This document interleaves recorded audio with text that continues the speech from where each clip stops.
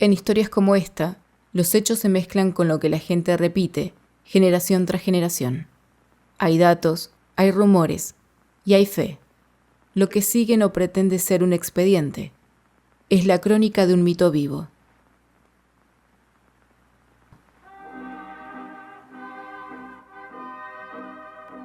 Escuchen atentamente los susurros del terror en la hora de lo macabro. Una experiencia auditiva que desafiará sus sentidos y perturbará su mente.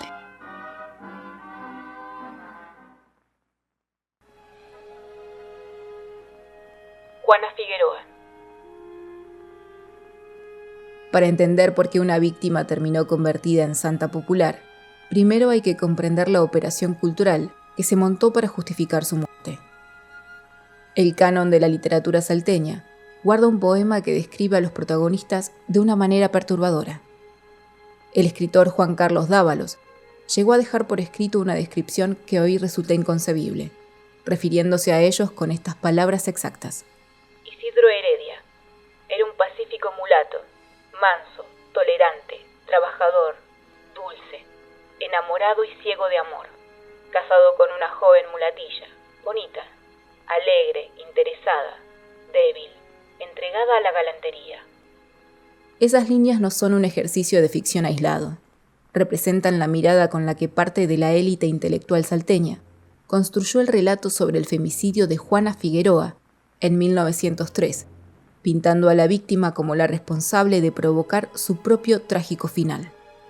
El domingo 29 de marzo de 1903, unos niños que buscaban un lugar para bañarse en la zanja del Estado tropezaron con un horror que la prensa local de la época registró con total frialdad. Ayer por la tarde, unos menores, hijos del administrador del cementerio, en circunstancias que se dirigían a bañarse en la corriente de agua de la zanja del Estado, sintieron un olor nauseabundo que parecía salir del medio de los yuyos. Dieron aviso a sus padres del hallazgo fúnebre. El cuerpo desfigurado a golpes de barra de hierro pertenecía a Juana Figueroa, una joven de apenas 22 años, perteneciente a los sectores más empobrecidos de la periferia salteña. La investigación judicial apuntó rápidamente a su esposo, Isidro Heredia. Para la policía, el caso estaba prácticamente resuelto, pero para quienes moldeaban la opinión pública, el verdadero debate recién comenzaba. La prensa y las familias tradicionales de Salta no negaron el crimen, pero construyeron una narrativa peligrosa. Presentaron a Heredia como un hombre trabajador que había sido arrastrado al asesinato por celos. Juana, en cambio, fue retratada como una mujer interesada, frívola e infiel. El asesinato dejó de aparecer como una atrocidad, para convertirse en muchos relatos en una reacción comprensible. Ese tipo de discursos reflejaba una sociedad donde buena parte de la población naturalizaba la idea de que el hombre tenía cierto poder sobre el cuerpo y el destino de una mujer. Pero detrás de esa construcción literaria se escondía la verdadera trampa del relato, porque no importa cómo haya sido Juana Figueroa en su vida privada, no importa si era alegre, si era interesada o si respondía a los estereotipos con los que intentaron manchar su memoria. Absolutamente nada de lo que ella hiciera o dejara de hacer justifica que alguien se creyera con el derecho de arrebatarle la vida. Al desplazar la culpa hacia la víctima, la sociedad de la época intentó validar el supuesto derecho de un hombre a decidir sobre la existencia de una mujer. Sin embargo, ese relato encontró un límite inesperado: la calle. Los sectores populares de Salta rechazaron el veredicto moral de los poetas y diarios. Mientras parte de la literatura justificaba al asesino, la gente comenzó a caminar hasta el lugar donde había aparecido el cuerpo de Juana para dejar flores y encender velas. Muchos investigadores interpretan ese gesto como una forma de resistencia frente al relato dominante.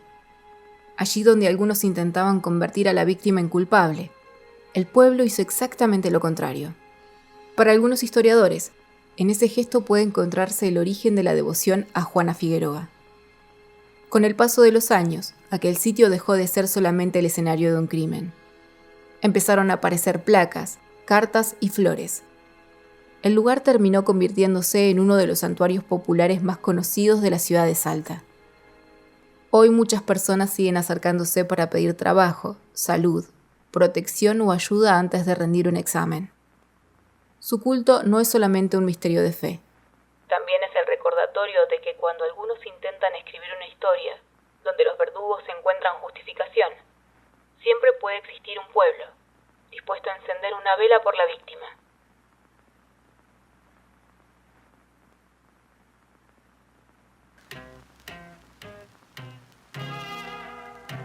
Concluimos otro capítulo oscuro en la hora de lo macabro.